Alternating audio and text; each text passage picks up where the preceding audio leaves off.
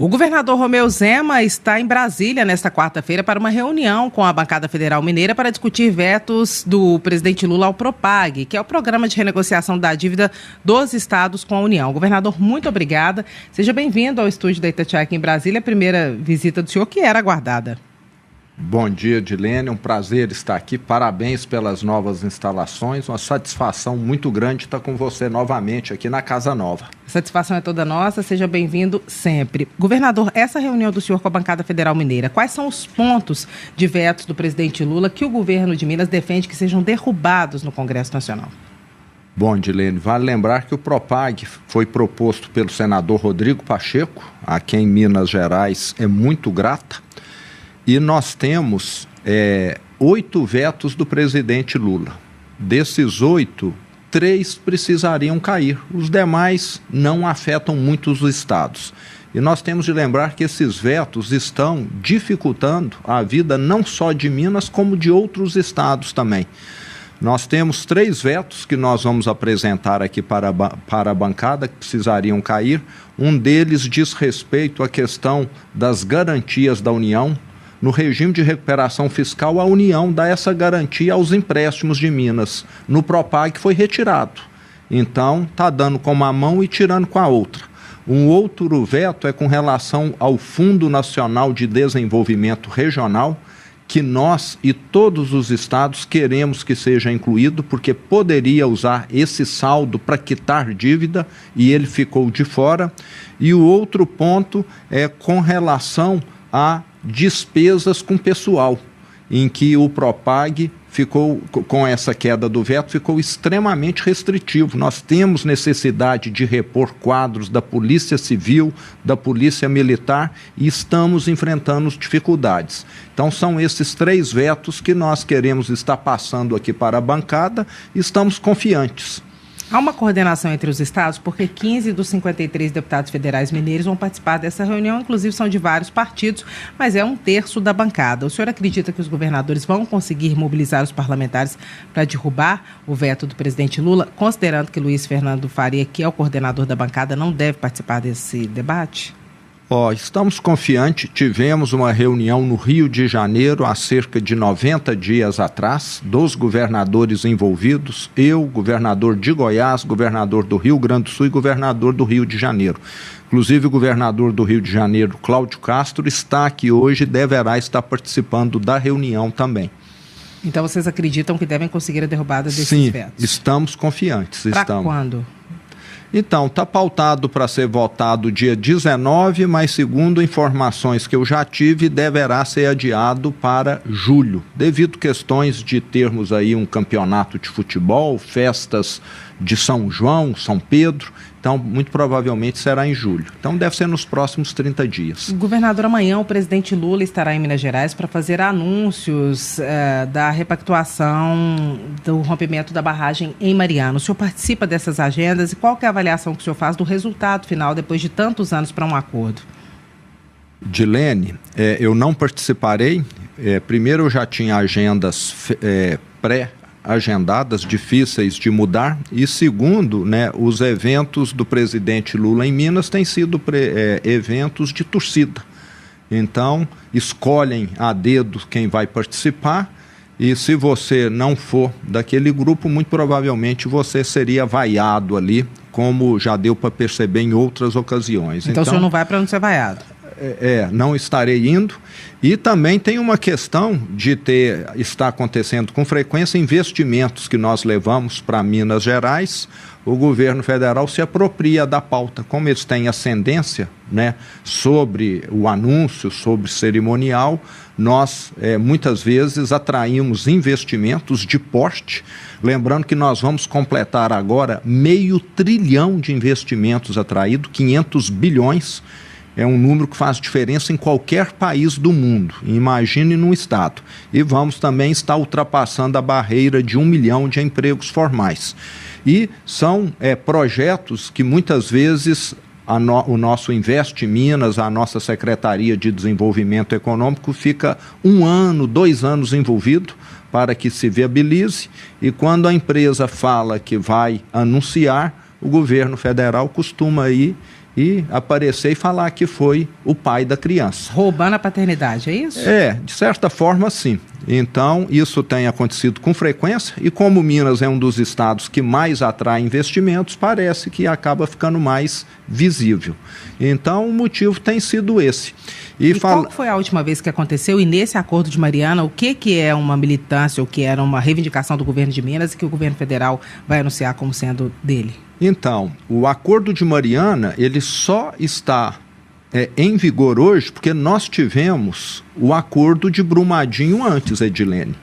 O acordo de Brumadinho, que foi bem sucedido, firmado em 2020 ou 2021, não me lembro bem a data, mostrou que ele realmente ressarce aqueles que foram atingidos, afetados. Ele levou o recurso para as prefeituras de Minas Gerais e a Fundação Renova, que foi constituída lá no governo do PT, Pimentel e Dilma, não conseguiu levar nada para os afetados, para os atingidos. Então ficou claro, à medida que o acordo da tragédia de Brumadinho foi avançando e mostrando resultado, que quem foi vítima de uma tragédia que aconteceu 3 anos depois ou 4, estava recebendo e quem estava sendo vitimado pela tragédia de Mariana não estava. E foi a nossa Advocacia Geral, Defensoria Pública, Ministério Público de Minas que fizeram toda essa gestação do acordo da tragédia de Brumadinho, que é exatamente a mesma estrutura do acordo da tragédia de Mariana. Então, de certa maneira, o mérito foi de quem fez o primeiro, que serviu de modelo para o segundo. Mas o que eles querem transparecer é que foi tudo gestação dele. Teve participação de entes federais, sim, na reta final. Mas eu diria que isso poderia ter sido feito até muito antes. Parece que foram postergando, até porque serviu, de certa maneira, como motivo para fazer uma ação que existe lá no Reino Unido, que se fosse julgada lá fora seria uma vergonha para o Brasil. Demonstraria que aqui nós não somos capazes de resolver problemas que precisariam estar sendo resolvidos no exterior. Governador, o governo federal está no meio de uma polêmica agora porque anunciou um aumento do IOF, o Imposto sobre Operações Financeiras. Isso teve uma repercussão muito negativa, levou para o parlamento e agora tem ações que são alternativas, mas que também acabam culminando em alguma tributação, por exemplo, de investimentos que não eram tributados e vai exigir uma reforma administrativa mais rápida do governo federal. Qual que é a avaliação do senhor dessas duas posturas? Primeiro, o aumento do IOF e depois essa alternativa.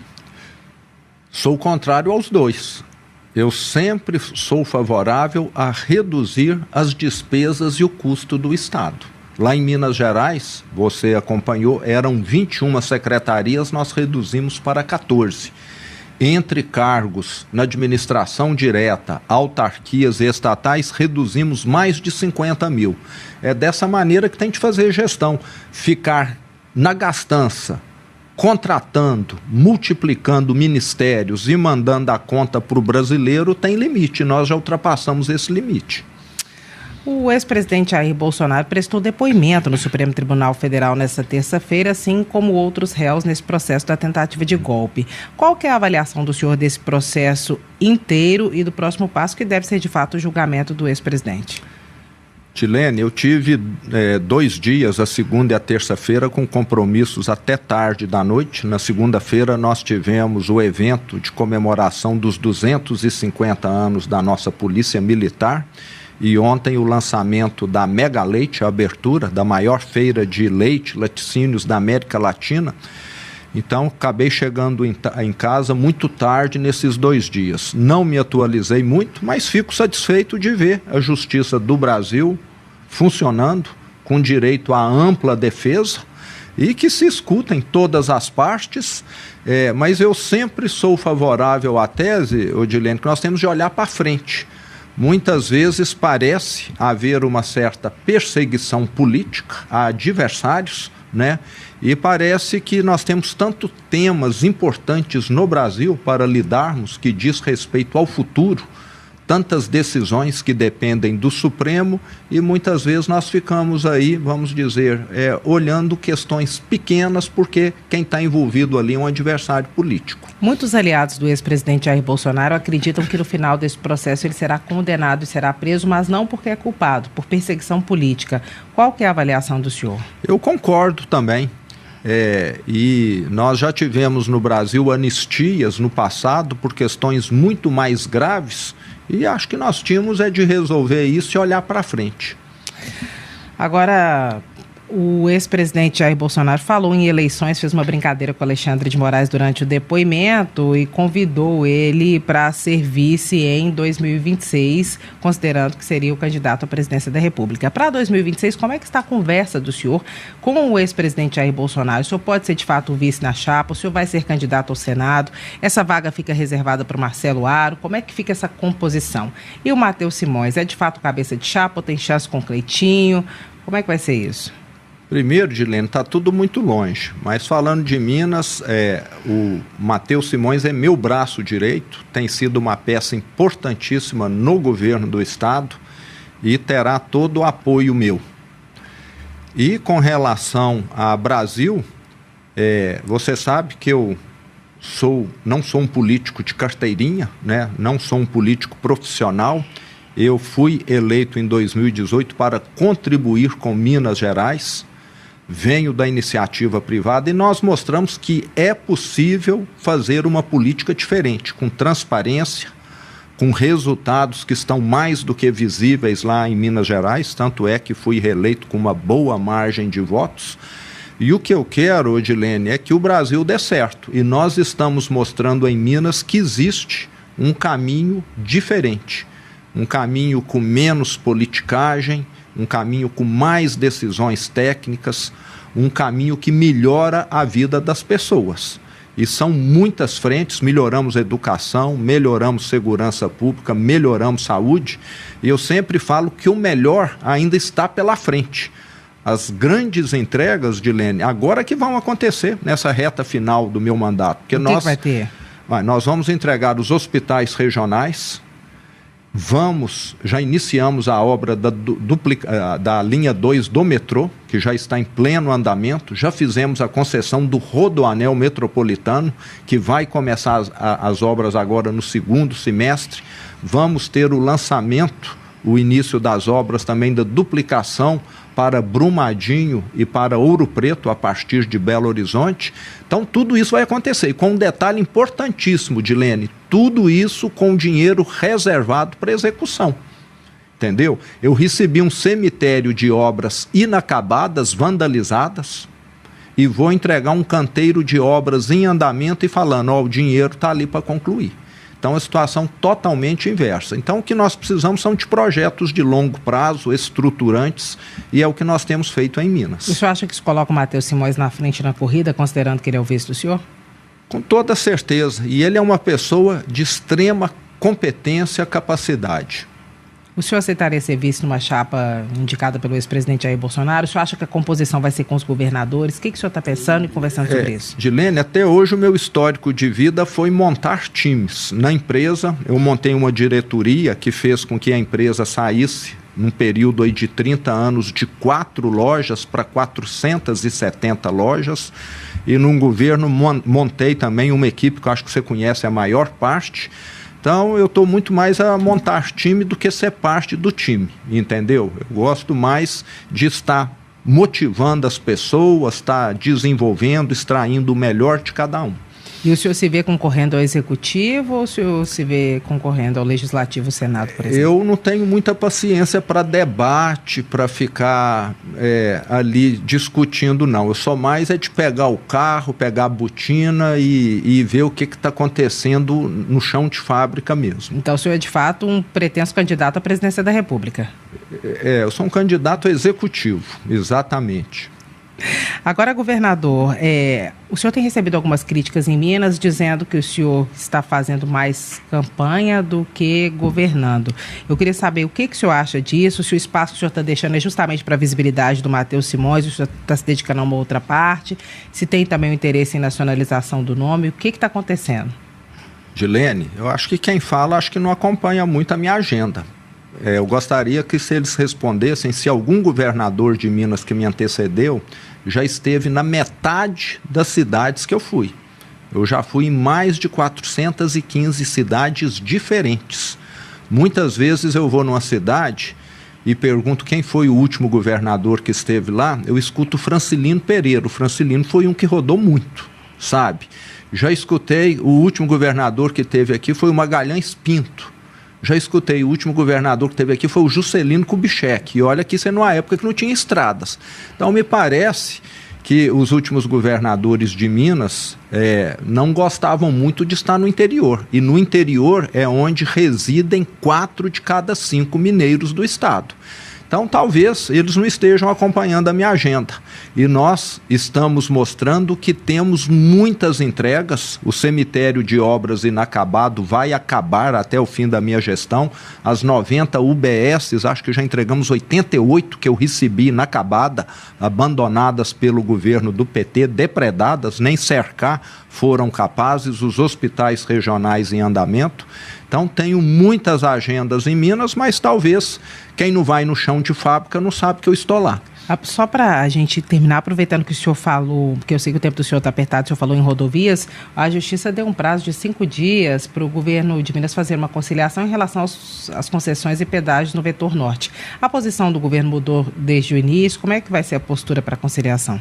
Então, nós estamos dispostos a atender, me parece que o Tribunal de Contas do Estado quer mais algumas audiências públicas. Se isso for necessário, estamos dispostos para poder mostrar que nós não temos nada contra atender mais algum pleito que eles julgaram que foi insuficiente. Já fizemos as audiências públicas que entendemos que a lei pede, mas me parece que querem que façam de uma outra forma ou em mais alguma região, faremos para poder atendê-los. Mas a defesa do pedágio continua.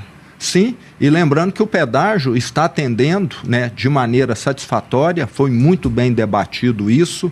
Aqueles que usarem mais de uma vez por dia, como os motoristas de táxi de aplicativo, vão pagar apenas uma vez.